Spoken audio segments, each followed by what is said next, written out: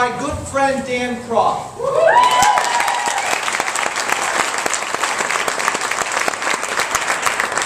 Who for too long has been a loud, lonely voice talking about how corrupt the Chicago public school system is.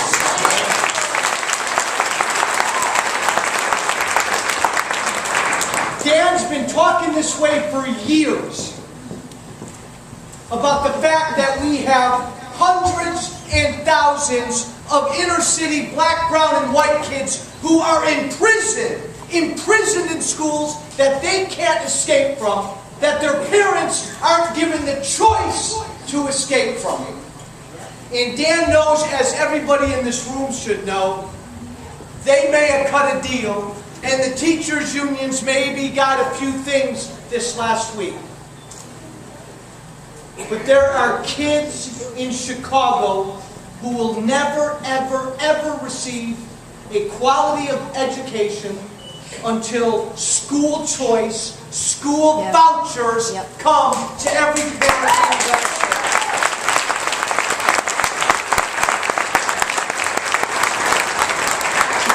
I'm going to be really brief because I've got to run off to another campaign event. Here we are, guys. I am constantly amazed by how much things resemble where they were 2.5, 3 years ago when I was running for Congress. The very first speech I gave 3 years ago was, "My name's Joe Walsh, comma, I feel like I'm losing my country, comma, and I'm angry at Republicans and Democrats for putting us on a path that's going to bankrupt our kids and our grandkids." And away I went. Ooh, what's that? And we're still there. We're still there. I don't know of a candidate now, I don't know of a Republican candidate now that isn't saying November 6th is the most important election in this country's history.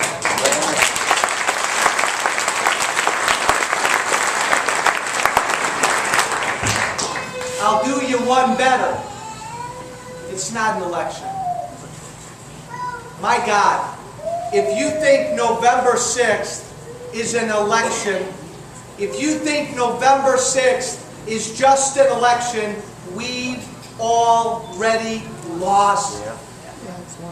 If you truly believe in your bones, if you really do, I mean, think about this.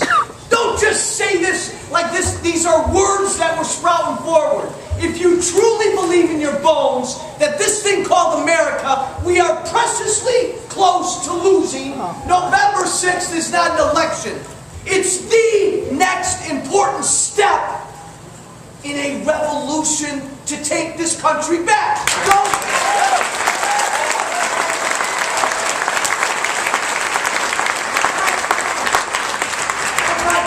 Don't treat it like an election.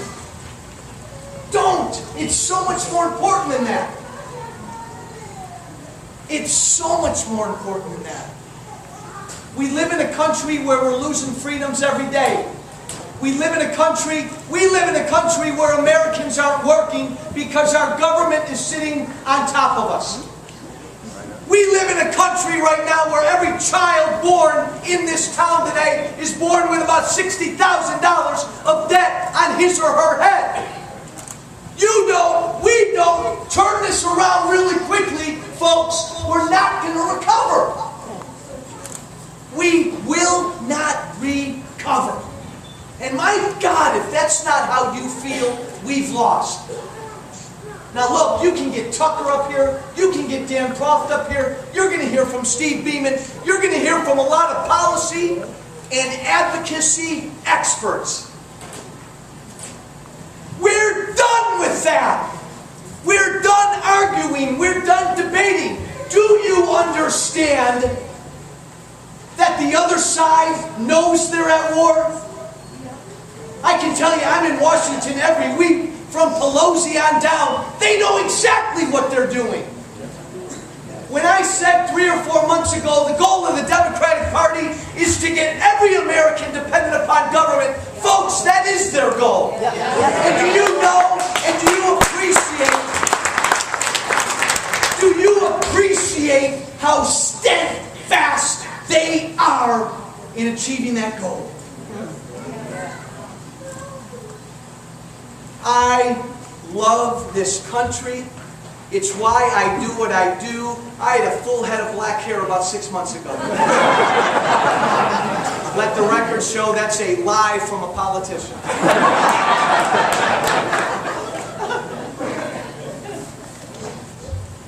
These last 2.5 years have killed me. I took on this race against a Democrat in a Democratic district to prove a point. The other side, ladies and gents, they know we're at war. Oh my God, if you could be privy to some of the conversations that I hear in D.C., they know we're at war. And they believe they're winning because every day they get more people dependent upon government. We who believe in freedom, we who believe in churches and communities and neighborhoods and families and individuals, folks, I love you, but we're losing. We're losing. Believe that, know that, understand that, and we've got a shot on November 6th.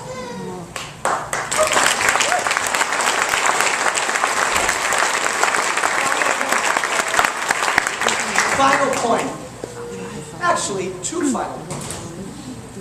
I said when I ran last campaign, and I've said every single day since I've been elected, and it drives my leadership in Washington crazy, but tough. I am a Tea Party conservative first.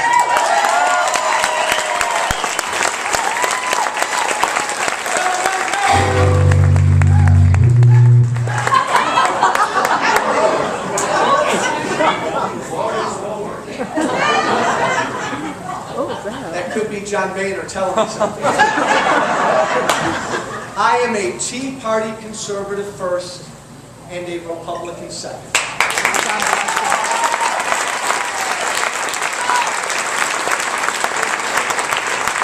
I can tell you, folks, that I've told my leadership this in Washington a number of times the last 2 years.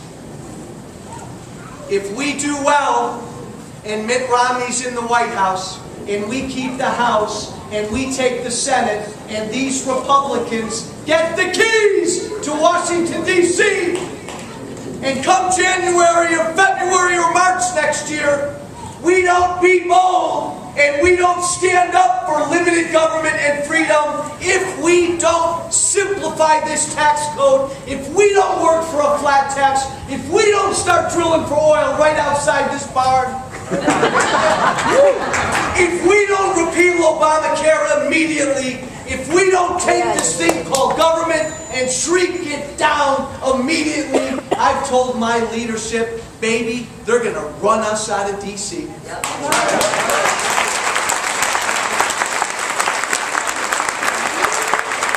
This movement, this silent majority of Americans, young and old, rich and poor, has put their faith, has put their trust in the Republican Party this last time to get this right. That's right. And if we don't deliver, Mr. Speaker, they're going to overrun us. None of this, folks, is going to happen if you don't lead. Look, I am a freshman member of Congress. There ain't nothing special about me. I'm there because a group of people that's scared to death they're losing their country sent me there. I am nothing more than their voice. And if that group of people doesn't rise up these next 47 days, we're losing. Don't look toward us. Don't look toward Walsh. Don't look toward your politicians to turn this country around. We will lose November 6th if this silent majority does not lead. It's not your politicians, it's you. And you better...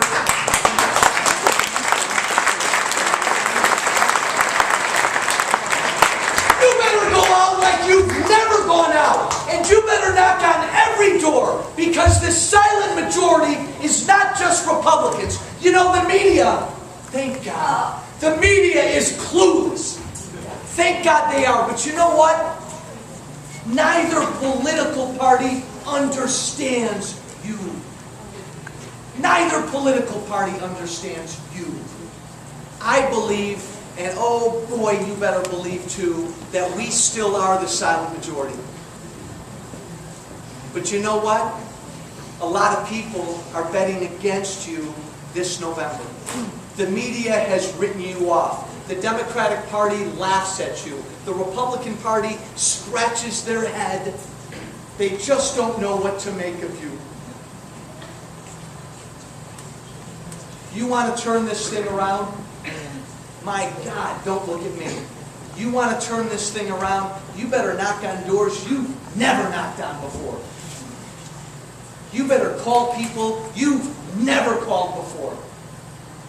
And you better tell them really clearly, as Steve Tucker said, hey baby, what a wonderful country we're about to live in. We now live in a country where your government can tax you for not buying something. What a country. You better tell them, folks, do you want to live in a country where your government can tell a Catholic priest, you better pay for and subsidize a product that goes against your very faith? You want to live in that kind of country?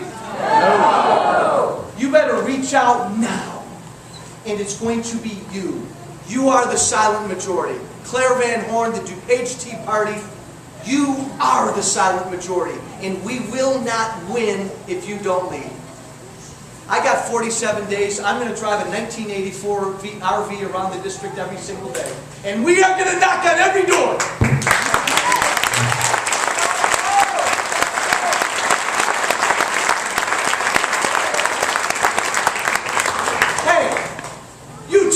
Come here for a minute. Come here. Hurry up. Hurry up. Come here.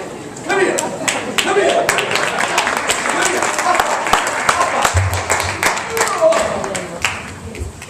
What's your name? Anthony? Mark. Hey, no props, nothing humorous about this. Take 30 seconds right now and look. Look at Anthony and Mark. Just look at them.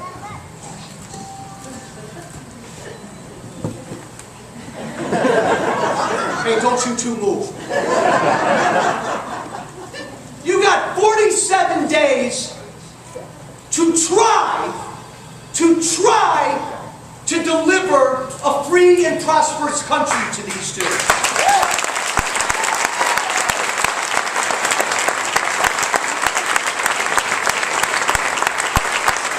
You got 47 days! And I'll tell you what, your politicians will not deliver a free and prosperous country to these two without your pressure. This is what we're fighting for. This.